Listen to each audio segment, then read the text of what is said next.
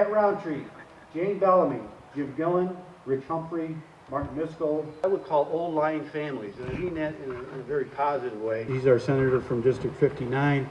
Pat's been a great supporter of the park. They stepped up in a very big way with a grant of, this is the winter recreation area. It's open year-round.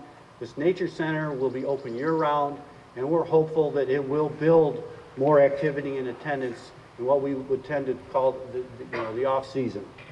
So maybe we can make the off-season the on-season. Mark was formerly with the agency, State Parks, so he knows the ins and outs. Well, this is a continuation of the governor's New York State Parks 2020 plan. And what he found when he was elected in 2010 is that our state parks were in a state of disarray. There had not been the capital investment for decades to preserve the legacy of these great parks and to keep them open to people for generations to come.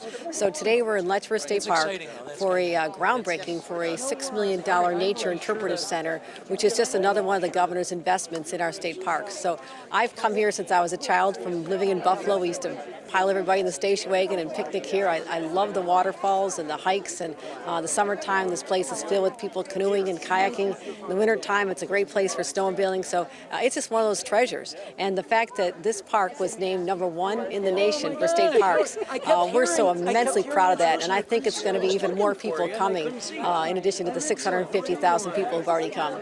The SUNY Geneseo, I'm going to talk about you again. Thank you for your partnership. It's going to be